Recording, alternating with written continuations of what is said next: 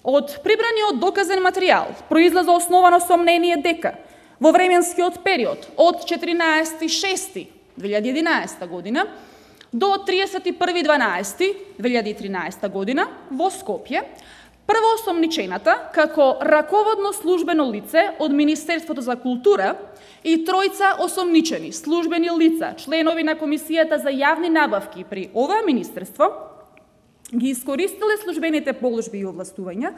и при вршење на јавни набавки за правното лице ГТД Бетон Штип АД Штип прибавиле корист која се манифестирала во незаконско повластување, односно фаворизирање за изведување на завршни градежни и градежно-занаетски работи на објектот Музеј на македонската борба за државност и самостојност, Музеј на внатрешната македонска револуционерна организација и Музеј на жртвите на комунистичкиот режим во Скопје.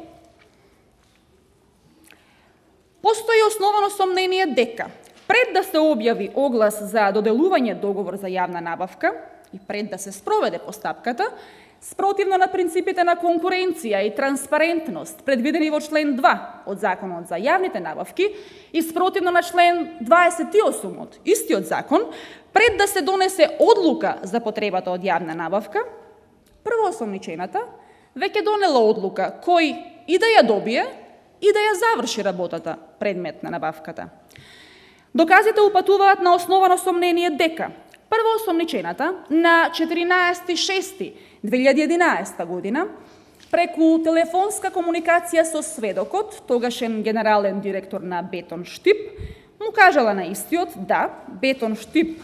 продолжи со работа на објектот каде тековно изведувале градежни работи по претходно склучен договор за јавна набавка,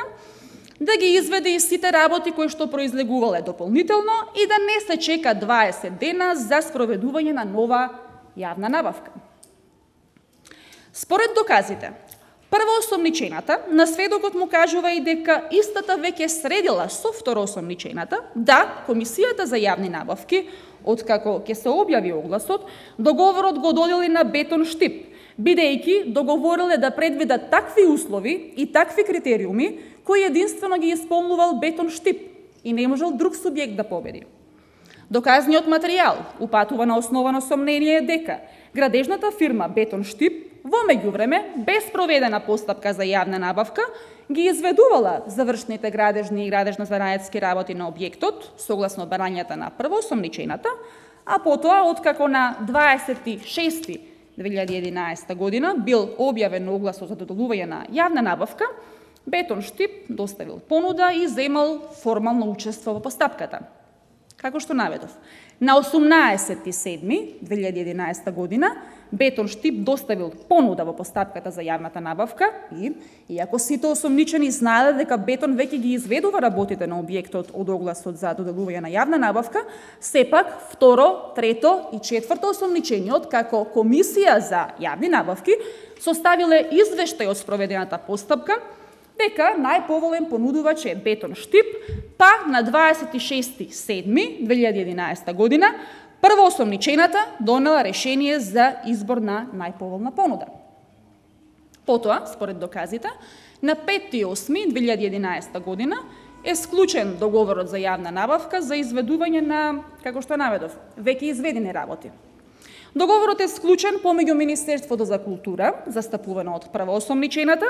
и ГТД Бетон Штип АД Штип, застапувано од сведокот, генерален директор, со вредност од 62.480.543 денари, односно околу 1 милион евра.